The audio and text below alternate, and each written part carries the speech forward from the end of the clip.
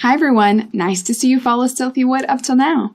Recently we grew exponentially. As a result, we need to implement a manufacturing process to meet our growing demand. To transform raw materials into a final product, many manufacturers use as many as 10 different apps. Doing so is far too expensive and time-consuming for us. More than this, the cost to maintain all of these applications is very high, and I don't have that money to spend. Stealthy Wood needs something that can be managed easily at the lowest possible cost. So we decided to work with Odoo because all manufacturing applications are integrated into a single solution while keeping it modern and uncomplicated. For now, I'll start with some easy steps like creating a manufacturing order and a work order. Manufacturing orders are created by foremen who can also check our components availability and then plan the product manufacturing. MOs can also be generated automatically by a sales order, but we'll see that in another video. Work orders, on the other hand, are destined for manufacturing operators. So let's open Stealthy Wood's database to see how to use these features. All right, here I am on my database. Let's jump directly to the manufacturing application. And when we're here, the first thing we're going to see is an overview of our manufacturing orders to do. We have that to-do filter set right here. But of course, in order to create a manufacturing order or to manufacture a product, we're going to need a list of components it's going to take to actually manufacture that product. So let's go to master data and our bills of materials. All right, I'm going to select a bill of material that I've already created. So for my desk combination, I'm going to click on edit so we can see all of our options here. So for this list of components, so for our bill of material, we will need to apply this to a specific product that we would like to manufacture. So here I have desk combination. We can even select a product variant, specify the quantity, we can add a reference. And in this case, I have the BOM type as manufacture this product, but I can also create a bill of material for kits as well. You just have to select that option. Okay, let's leave this the way it is. We also have our company, which you can select if you're in a multi-company environment. If you're not, you may not see this field. Okay, and then down below we have our components, so the products it will take to manufacture the end product. All right, let's go ahead and open one of these. So I'm going to select and click on the editor pop-up. And we're going to go to the inventory tab, and I just want to point out that this product must have the root by. Okay, so it does. It looks good. We're going to save. Okay, and then we can go to the miscellaneous tab and choose if our consumption is strict or flexible. All right, but our components look good. We are going to use one of each component to manufacture this item. Of course, I could say 2 or 3 if I would like to change. I'm not going to apply it on any specific variant. All right, so let's go ahead and save. And if I would like to create a new bill of material, I simply have to click on the create button and I can create a new one just like that.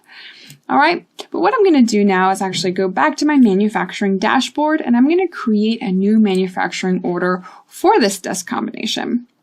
All right, so let's choose the product. Once I select the product, the related BOM will automatically be added with the components, and you'll see that in the components tab. And we also will have our finished product once it's planned. Or once it's done. Okay, so we can add a deadline, we can add a plan from date, we have a responsible for this manufacturing order. Okay, we can add the source as well, and again, the company if you're in a multi-company environment. So that looks good, so let's save this and mark as to do. Okay, so right now we see the items that we need to consume. And I can check the availability of these items by clicking on the check availability button. And if everything is available, it will automatically be reserved once I click on that button. If I don't have enough on hand, then it will not be reserved and the line will remain red. Okay, now that I have saved this, the stage has changed for this manufacturing order. So when I created it, it was in draft and now it's confirmed. And when I click on the plan button, you're going to see that a new stage is added. So let's do that right now. Click on plan. Okay, now we see that it's in the stage plan. So you really can keep track of what's going on at every stage of the manufacturing order. So that's really nice. Okay, so when it's planned, a work order has been created. All right, so let's go ahead and jump to our work order. All right, we know that our work order is ready because we have that status right here, and it's also in green. Okay, so it's ready because we have everything on hand that we need to use to produce this product or to manufacture this product. All right, and we're not waiting for another work order to be completed beforehand. Okay, so we're good to go. And let's go ahead and check out the various tabs we have here. So on the first page, we have our instructions. Very important. We, of course, need to know what we're going to do exactly. All right. Then we're going to have the current production. So we're going to see the components again, their lot and serial numbers if you check the components. Okay. What is to consume and what is reserved. Okay. And the quantity and production, of course, as well. All right, we're going to have a time tracking section. All right, and this is how we're going to be able to actually keep track of how much time we're spending on this work order specifically. And that's really convenient because we can also keep track of the periods of time. So let's say I worked for 10 minutes and then took a break, and then one of my colleagues worked for another 10 minutes and took a break. We'll be able to see all of that here, and I'll show you that in just a second. But let's look at the miscellaneous tab where we just have some additional information. So the work center, the manufacturing order, and again, the company. All right, so let's jump back to the time tracking tab, and we're actually going to start working. And once we click on the start working button, we're going to see the time pass right away. I didn't have to start the timer. Odoo did that for me automatically. And I have that right here. Okay, let's say I'm already ready for a coffee break. I can click on pause. Okay, that time is going to be recorded. So I have the start date and the end date of that period of time. Okay, and I also have the productivity. Okay, I see it's fully productive. And then I can continue production. All right, let's say I continue production for some time. I can pause again. I can block this work order, or I can even scrap an item if I need to. Or I can just say I'm done. Okay. So once I click on done, the stage is going to move from in progress to finished. All right, I see I have 2 blocks of time that were fully productive, and it only took me 26 seconds. I have that real duration right here, even though my expected duration was 60 minutes, so I'm super efficient. Okay, I have the planned date and also the effective date, which are really important as well. So if I need to edit the information I have here, so let's say I need to edit one of these blocks of time, I can simply click on the edit button.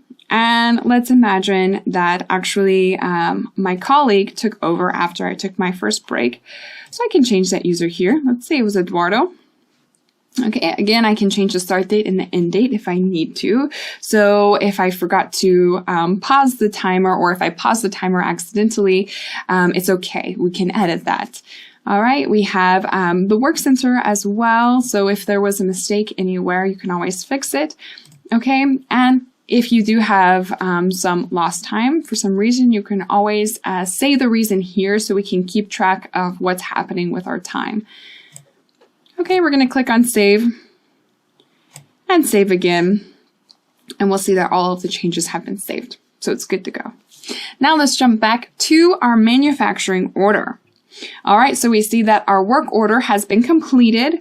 Okay, we have our components, we have our finished product. Okay, produced 1. And let's go ahead and mark this as done. Once I mark as done, we're going to have some extra smart buttons added to this manufacturing order. So I'm going to have a traceability report. Again, I'll be able to access the work orders. All right, I have my product moves, my valuation, and also my cost analysis report. So let's go ahead and click on this one. All right, I'm going to see a full report, full overview of what this cost me, which is completely useful in every way. I can see it by component. I also have my operators here, so I have the cost structure and the cost of operations. Okay, and if I would like to, I can print this simply by clicking on the print button. All right, so that's the basics of creating a manufacturing order. As you can see with Odoo, it's so simple, it's so easy. And now I think you're ready for more advanced operations. So be sure you check out the next